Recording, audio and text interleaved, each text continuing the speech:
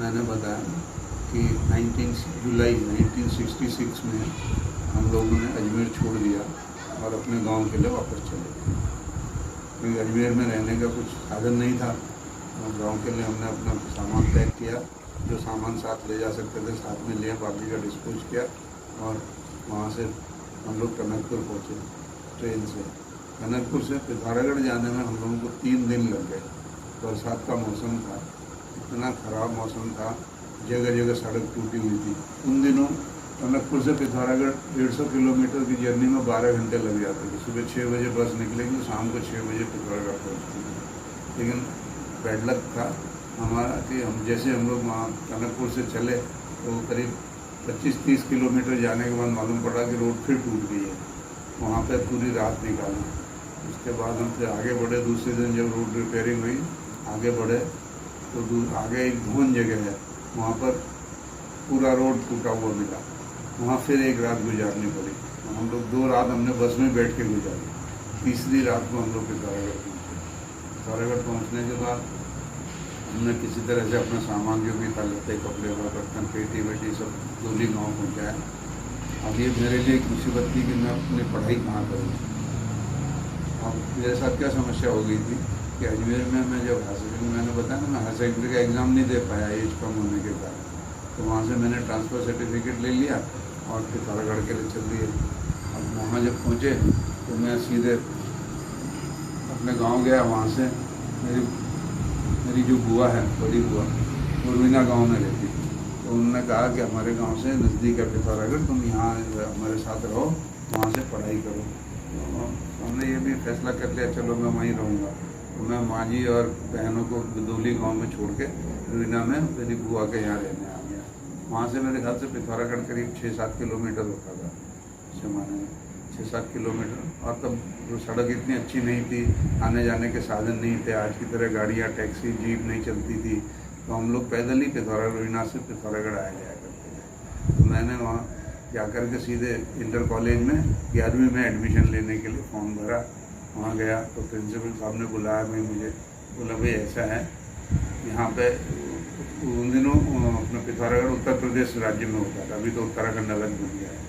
Principal साहब ने बताया कि भाई तुम ऐसा है, अगर हायर सेकेंडरी पास करके आते तो मैं तुमको डायरेक्ट 12th में ले लेता था, लेकिन चूँकि तुमने मैट्रिक या हाई स्कूल का कोई एग्ज़ाम पास नहीं किया बोर्ड का, तो तुमको इंटर में एडमिशन नहीं मिल सकता था। यूपी में ऐसा था, 10th में हाई स्कूल, 12th में इंटर और उसके बाद 2 साल में डिग्री, 10+2+2 था। और राजस्थान में था 11+3, वहाँ 11th में हायर सेकेंडरी का एग्ज़ाम होता था। मैं हायर सेकेंडरी का एग्ज़ाम दे नहीं पाया था एज कम होने के कारण। तो मैंने प्रिंसिपल साहब से कहा, मैंने कहा सर मैं तो अभी क्या करूं? तो बोले कि तुम राजस्थान जाओ और राजस्थान जा कर के वापस हायर सेकेंडरी 1 साल में पास करके आ जाओ, अगले साल 12th में आ जाना। मैंने उसको बताया कि भाई मैं इस तरह से पिताजी की डेथ हो गई और कोई है नहीं, तो मैं वहाँ राजस्थान तो जा नहीं सकता हूँ। तो बोले तुम इसका पहले से 1 साल हाई स्कूल का एग्ज़ाम दो।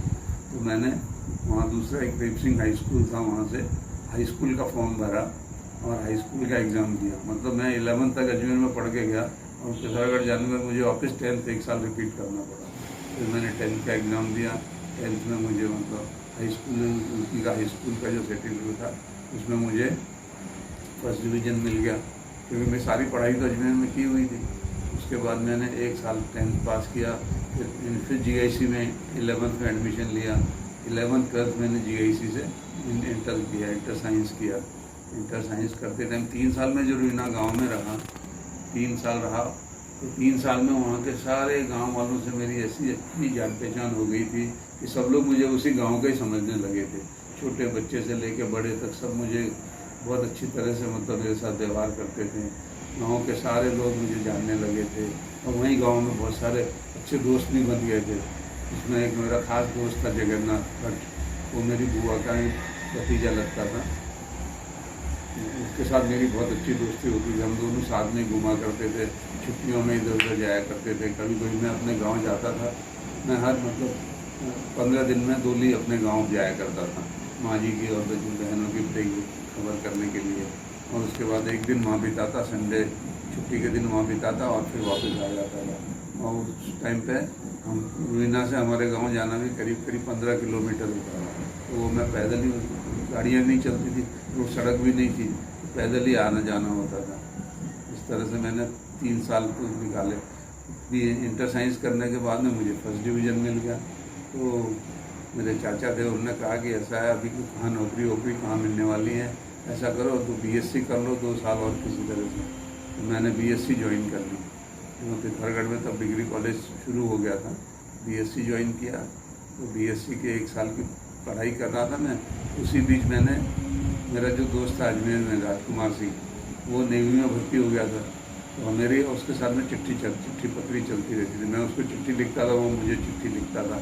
वो अपनी कहानी सुनाता था, नेवी में इतनी तकलीफ़ है, इतनी परेशानी है, और मैं उसको अपनी तकलीफ़ें लिखता था कि यार ऐसा है, यहाँ इतनी सर्दी होती है, उनको इतना 7-8 किलोमीटर रोज़ सुबह चलना पड़ता है, कॉलेज जाना 7-8 किलोमीटर, शाम को वापस आना। तो हमारी चिट्ठी पत्री यहाँ दोस्तों के साथ चलती रहती थी। ऐसे ही शुभमन मिश्रा मेरा दोस्त था अजमेर में, और एक रूपचंद भाटी थे। उन तीनों दोस्तों के साथ मेरी चिट्ठी चलती थी। वो मुझे लिखते थे, मैं उनको चिट्ठी लिखता था। हर महीने में एक चिट्ठी अदला-बदली होती रहती थी हमारी। तो राजकुमार ने मेरे को लिखा कि तूने इंटर में फर्स्ट डिवीज़न मिला है, तुमको इंटर साइंस है, तो ये फॉर्म भर, और हमारे यहाँ नेवी में नेवी कमीशन ऑफिसर के लिए वैकेंसी निकली हुई है, उसके सिलेक्शन में बैठ जा, तो उसको सेलेक्ट हो जाएगा। तो मैंने फॉर्म भर दिया। उसने फॉर्म ही मुझे भेजा था बाई रजिस्टर्ड पोस्ट। फॉर्म भरा। जब मैं बीएससी कर रहा था, तो बीएससी के करीब जुलाई में ज्वाइन किया मैंने, और फरवरी में मुझे वहाँ से कॉल लेटर आ गया कि जयपुर में मुझे रिटन एग्जामिनेशन देना है। मुझे एक बार तो ऐसा लगा कि मैं नेवी में सेलेक्ट ही हो जाऊँगा। इंटर पास फर्स्ट डिवीज़न का सर्टिफिकेट था, हेल्थ भी अच्छी थी भगवान की दया से। मुझे ऐसा लग रहा था कि मैं नेवी में सेलेक्ट हो जाऊँगा। लेकिन मैंने क्या किया, बीएससी की पढ़ाई बीच में छोड़ दी और जयपुर चला आया। अकेले में जयपुर आया, और मकसद ये था कि मुझे सपोर्ट करने वाला कोई था नहीं।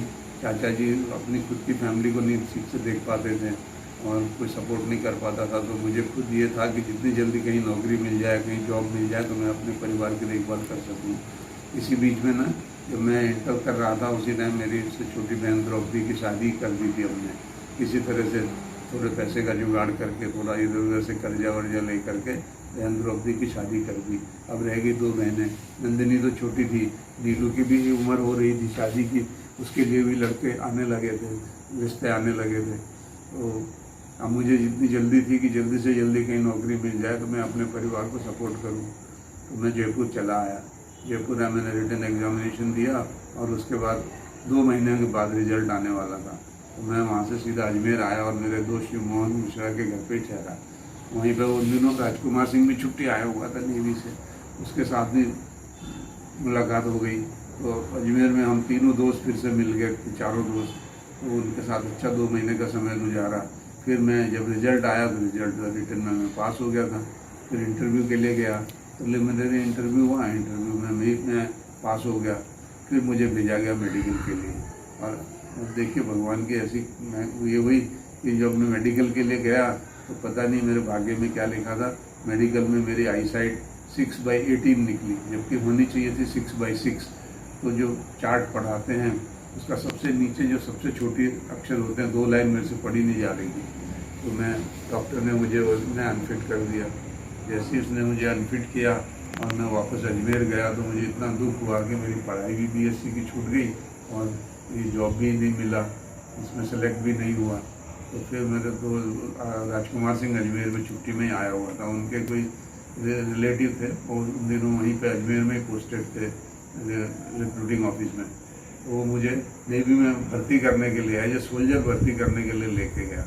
वहाँ पर भी वही आई साइड का चक्कर हो गया। आई साइड कम होने की वजह से, आई साइड में अनफिट होने की वजह से मैं वहाँ भी भर्ती नहीं हो पाया, और ऐसे टाइम पास करता रहा।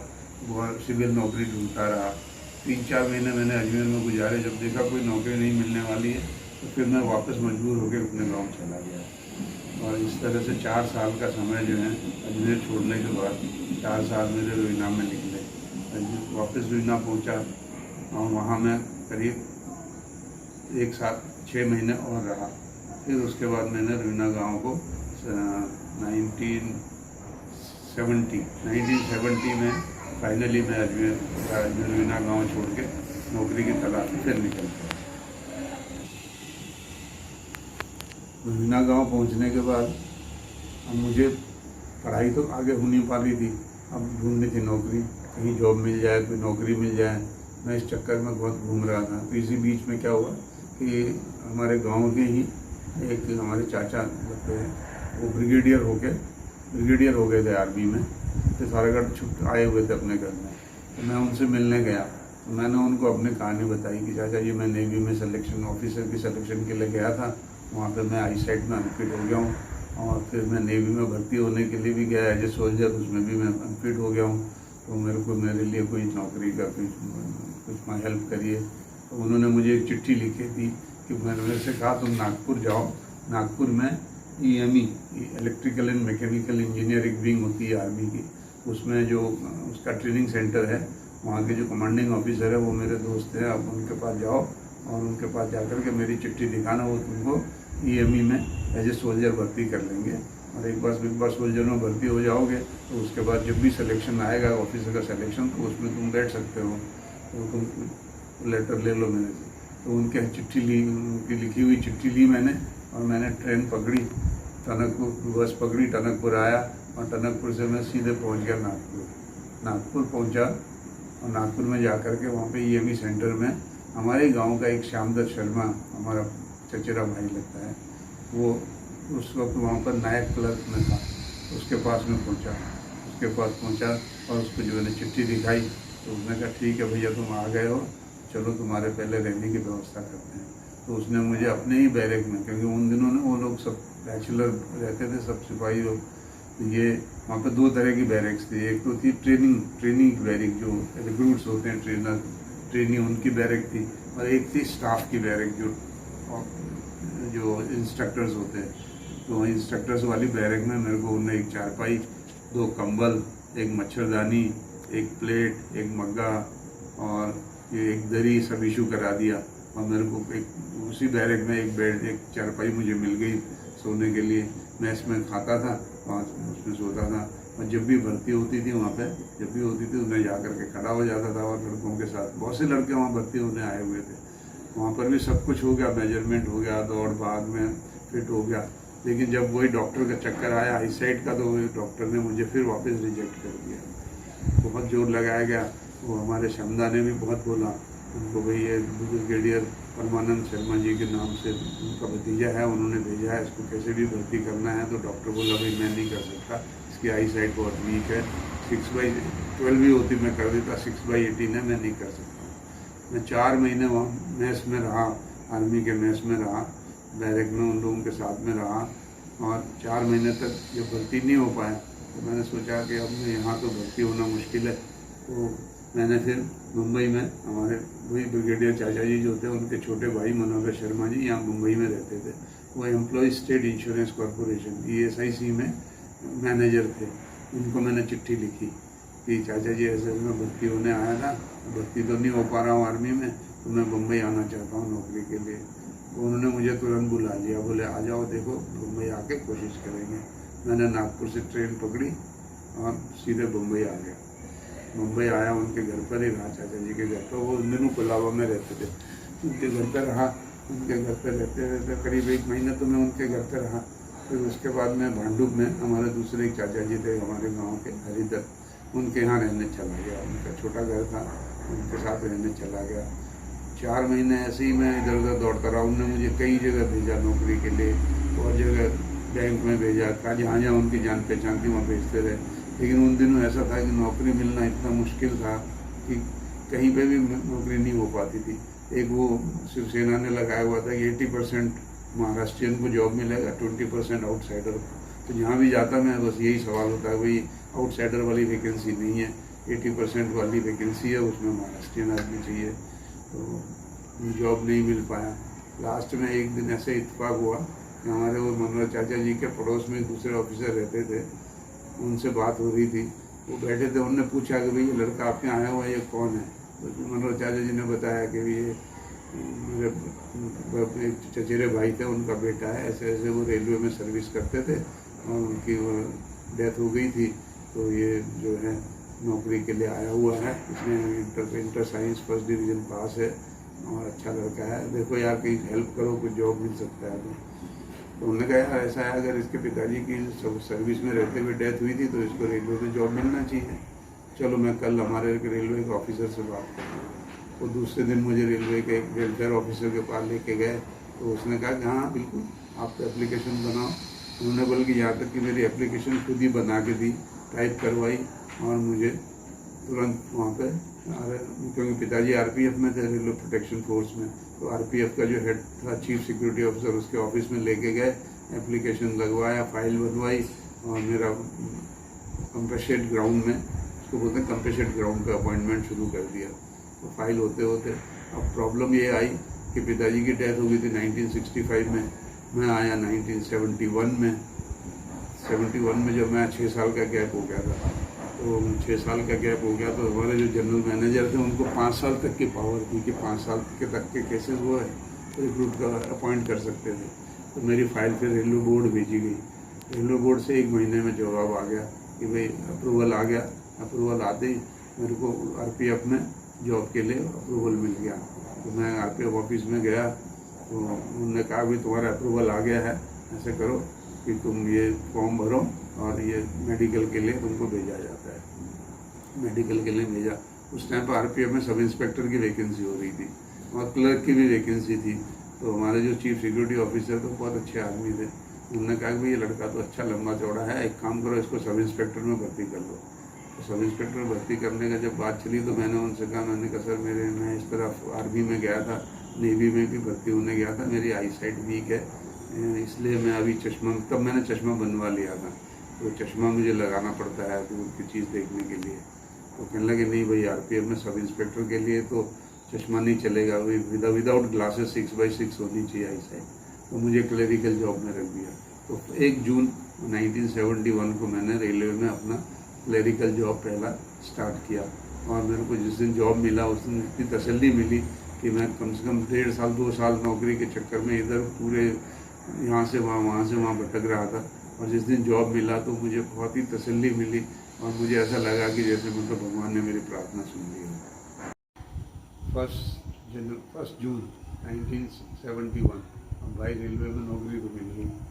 और मैं ऑफिस गया, सुबह पूछने के लिए गया था कि मेरा क्या हुआ। उस दिन मुझे लेटर पकड़ा दिया और बोला कि आज से नौकरी शुरू कर दो, आज 1 तारीख है, आज से जॉब शुरू करो। मैं शाम को 5 बजे ऑफिस से छूटा।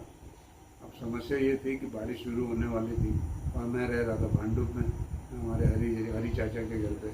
अब उनका एक चॉल में रूम था, एक ही रूम था, लोग बरामदे में सोते थे। अब उन्होंने ये कहा था कि भाई ऐसा है बारिश शुरू होने वाली है, अगर तुमको नौकरी नहीं मिलती है तो तुम कहाँ रहोगे, रहने की समस्या है, यहाँ तो बारिश हो जाएगी, बारिश में तो बाहर बरामदे में रह नहीं सकते हो, तो तुम ऐसा करो गाँव चले जाओ, बारिश खत्म होगी उसके बाद आना। अब मैं बड़ी दुविधा में था कि एक बार मैं नौकरी के लिए घर से निकला, कहीं नौकरी नहीं मिली, वापस गांव गया, अभी दोबारा फिर बम्बई तक आया और वापस नौकरी नहीं मिल रही, गांव जाऊं तो कैसे जाऊं थोड़ा। लेकिन उस दिन पता नहीं भगवान की कैसी कृपा हुई कि 1 जून को मैं ऑफिस गया और नौकरी मिल गई। अब समस्या थी रहने की। तो मैं जब नौकरी ऑफिस से निकला 1 जून को शाम को, तो ऐसे मेरा मन हुआ कि चलो मैं माटुंगा में, हमारे एक चाचा जी थे धर्मानंद चाचा जी, वो एक हमारे रेलवे में मथुरा दत्त जी होते थे, हवलदार थे, सेंट्रल रेलवे में आरपीएफ में हवलदार थे, उनको क्वार्टर मिला हुआ था। तो दोनों उस क्वार्टर में रहते थे, दोनों मिल के खाना बनाते थे। तो मैंने कहा चलो मैं उनसे मिलता हूँ। मैं उनके पास में गया, ऑफिस से छूटा, सीधा माटुंगा ही चला गया। माटुंगा में हमारे चाचा जी मिल गए। चाचा जी मिले, मैंने उनको बताया कि चाचा जी मुझे रेलवे में नौकरी तो मिल गई है, अब मैं ये उनकी समस्या ये होगी कि मैं रहूँ कहाँ, रहने की दिक्कत आ रही है, तो आप लोग अपने साथ एडजस्ट कर पाओगे मुझे। उन्होंने कहा यार मैं ऐसा है कि मथुरा दत्त जी को पूछता हूँ। भाई मथुरा दत्त जी बड़े कड़क आदमी, जांच के आदमी हैं और बहुत डिसिप्लिन के आदमी हैं, और उनसे मैं पूछता हूँ, उनको आने दो। कुछ देर में मथुरा दत्त जी भी आ गए ऑफिस में नौकरी से। मथुरा दत्त जी की पर्सनालिटी थी, ऐसी बड़ी बड़ी मूछें रखते थे, बड़े कड़क, बोलने में बड़े कड़क थे, एकदम मुँह पर बोलते थे।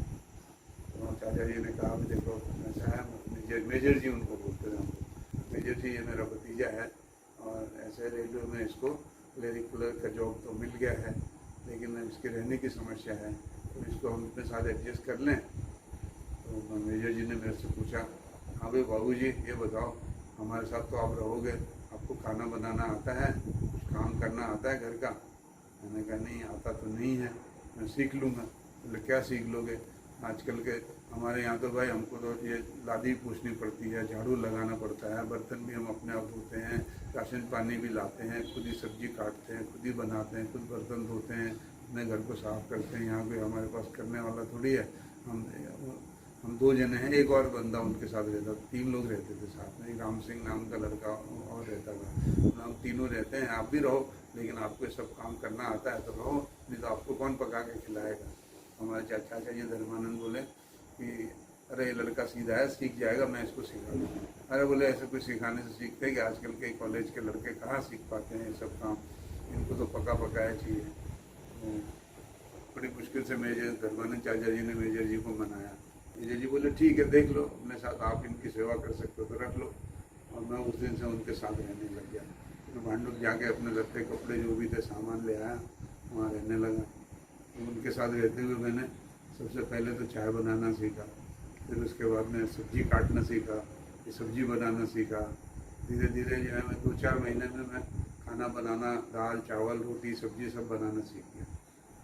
एक दिन ऐसा हुआ कि मेजर जी बैठे हुए थे, मैं सब्जी काट रहा था, मेजर जी अपने बैठे हुए, क्योंकि वो तो मकान मालिक थे, वो कुछ काम नहीं करते थे। वो जब ड्यूटी से आएंगे तो हमारा ड्यूटी होती थी कि तुरंत उनको चाय बना के उनके हाथ में दो, खाना बनता था, खाना उनकी थाली में दो, क्योंकि हमारे पास तो कुछ था नहीं।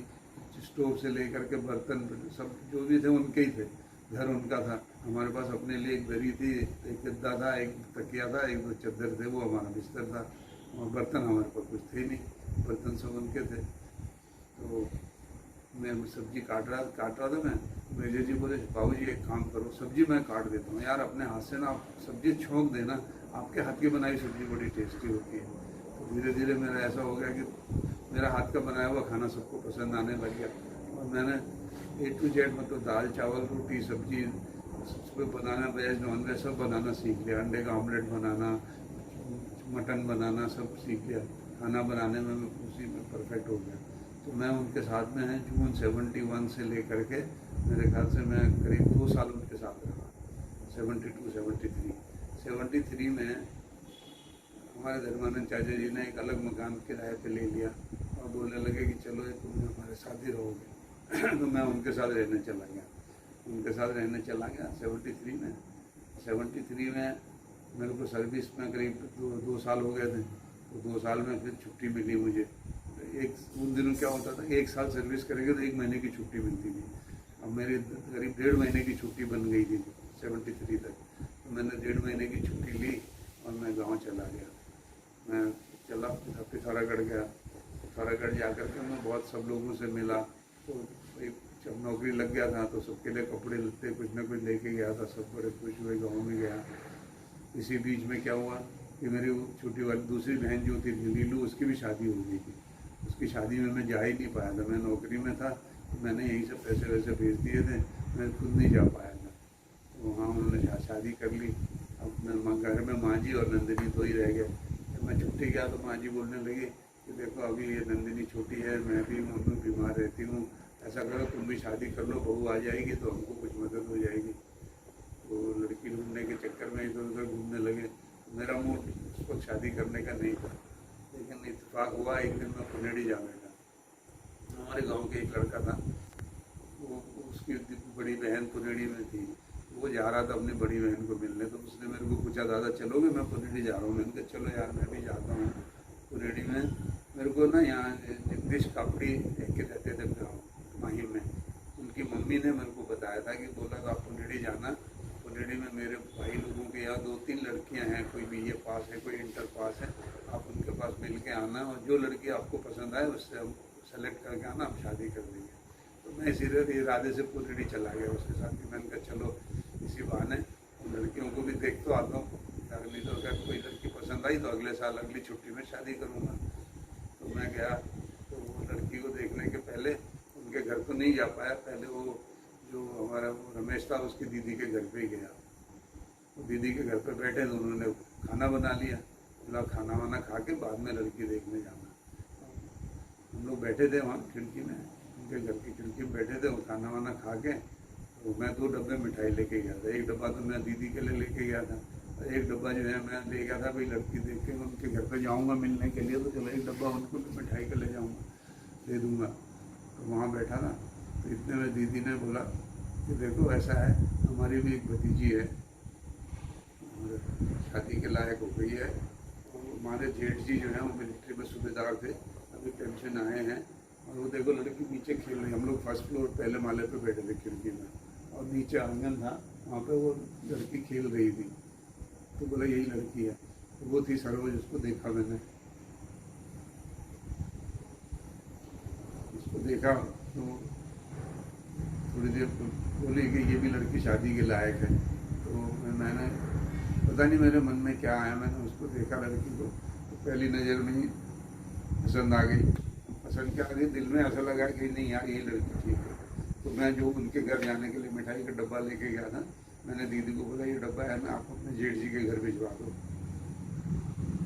उनको बुला लो। तो दीदी ने तुरंत ही अपने जेठ जी को बुला लिया, तो पेंशन आए हुए थे, सूबेदार थे, तो उनसे बातचीत हुई। तो उनका नेचर मुझे इतना अच्छा लगा, उनका बोलने का तरीका, व्यवहार। मैं ऊपर जिस लड़की को देखने गया था घर, वहाँ तो गया ही नहीं, और वहीं से फाइनल करके अपने घर वापस आ गया। आने के बाद मैंने घर में बताया कि ठीक है वो लड़की है और वो दीदी की भतीजी है, उससे मैं शादी कर लेता हूँ। और तुरंत ही जो है ना, बस वो मेरे ख्याल से जून का लास्ट था, हाँ जून का लास्ट था, मेरी छुट्टी भी ख़त्म होने वाली थी, 10 दिन ही बची हुई थी छुट्टी। तो मैंने कहा लड़की को पसंद कर लेते हैं। फिर मैं अपने फूफा जी को लेकर के उनके यहाँ हमारे दीना जी को लेके गया, फिर बातचीत हुई, शादी की बातचीत तक तय हो गई, पक्की हो गई। तो मैंने कहा मैं अगले साल शादी करूँगा, लेकिन वो बोले कि अगले साल क्यों करते हो, पता नहीं कि अगले साल तक क्या होगा, ऐसा है 1 साल क्यों रुकना है, आप चाहो तो अभी जल्दी कर लो शादी, थोड़ी छुट्टी बढ़ा लो। माँ जी ने भी फोर्स किया कि जब आया ही है तो छुट्टी आया, अभी शादी करके चला जाए। तो झटपट में ही शादी की तारीख भी निकाल ली, और 10-15 दिन के अंदर शादी भी कर ली। और तो 2 जुलाई 73 को हमारी शादी हो गई। शादी तो करके उसके बाद में शायद 10 या 12 दिन घर में रुक पाया, छुट्टी ख़त्म हो गई, तो सरोज को गांव में ही छोड़ के मैं वापस मुंबई चला आया। मुंबई में मैं वहीं मेजर जी के यहीं रहने लग गया, मथुरा जी के यहाँ, उनके साथ रहते फिर 74 में मैं फिर छुट्टी गया दूसरे साल, 1 साल के बाद ही छुट्टी मिलती थी। 74 में मैं दिसंबर में छुट्टी गया, तो बहुत ठंड थी उस टाइम पे। छुट्टी गया तो छुट्टी में क्या हुआ, मेरे चाचा जी बीमार हो गए। चाचा जी बीमार हुए तो मेरी छुट्टी का पूरा टाइम उनके इलाज में ही निकल गया। उनको पिथौरागढ़ ले जाना, लाना, इंजेक्शन लगाना, फिर बाद में उनको हमारे गांव के पास बड़ालू एक जगह वहाँ पे रखा, और छुट्टी ख़त्म करके दूसरे साल में छुट्टी ख़त्म करके वापस आया। तो आते ही ना सबसे पहले मैंने कोशिश की कि मेरे को रेलवे का क्वार्टर अपना खुद का मिल जाए। तो मैं सोचता था कि माँ जी को, नंदिनी को, सरोज को, सबको बम्बई ले आऊँ। इच्छा थी कि भाई गांव में अब वो परे रहते थे, मुझे हर महीने अपनी सैलरी मिलती थी, तो मनी ऑर्डर भेजना पड़ता था। कभी कभी मैं मेरे बीना जी को भी मनी ऑर्डर भेजता था, और अपना खर्चा भी था। 3 जगह खर्चे होते थे, तो मैं समझा कि चलो मुंबई आ जाएंगे, क्वार्टर मिल जाएगा। तो बड़ी कोशिश करने के बाद में मुझे क्वार्टर का अलॉटमेंट तो मिल गया, लेकिन क्वार्टर नहीं मिल रहा था। नंबर तो लग गया, लेकिन खाली नहीं हो रहा था कोई भी क्वार्टर। ऐसे करते करते